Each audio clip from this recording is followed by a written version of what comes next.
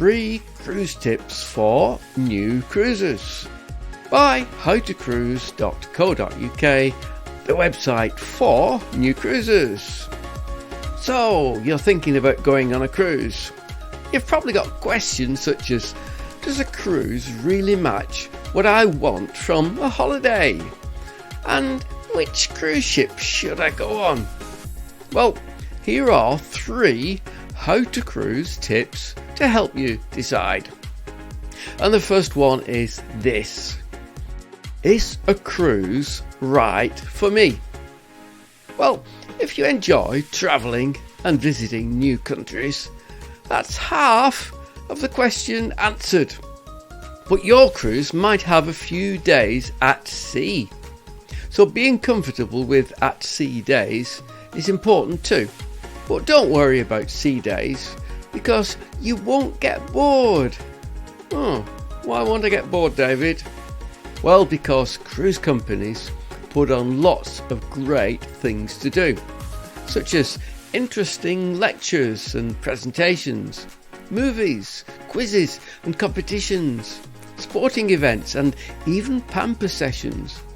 But if none of those is your thing, there's always the pool where you can relax with a drink, or quiet places to enjoy a book, or chat with the new friends you've met on the cruise, or maybe have lunch with them in one of the delightful restaurants.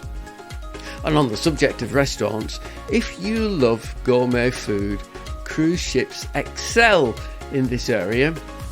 This silver service dining is usually included in the price of a cruise, and you can often upgrade to speciality restaurants for a small surcharge, or even for free on some cruise lines.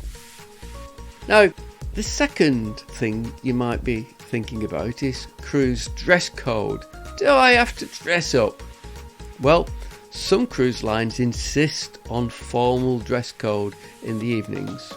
Others are smart casual, and some combine these, having maybe 2 formal nights per week and the rest smart casual. Yet on other ships it's totally relaxed. Wear what you want, within reason of course. But if dress code is important to you, you might want to narrow down your choice of cruise line according to the dress code policy. Now, the third thing is cruise gratuities, tips. Beware, some cruise lines add daily gratuities onto your bill, so you could be looking at an additional cost of around £10 per person per day, plus an additional 15% gratuity added onto your bar bill. So that cheap cruise might turn out to be a little more expensive than you first thought. But don't worry, because many cruise lines include gratuities in the price of the cruise, so you don't pay any more for tips. So if you don't want any unexpected bills like that, you might want to check the cruise line's gratuities policy before you book your cruise.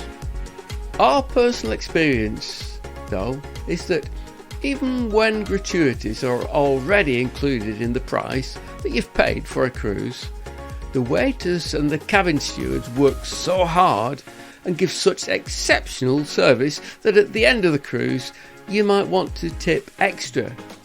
Well, that's a personal choice, but you might want to take a bit of extra cash with you in case you decide to do that.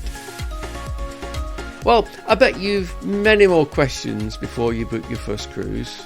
Hey, that was our experience back in 2012 when we had oodles of questions, and it was the reason that we made the howtocruise.co.uk website after that first cruise. So please feel free to explore How to Cruise and pick up more tips from our own cruise experiences and our cruise mistakes. If you take your time and you choose carefully, you're bound to have an incredible first cruise.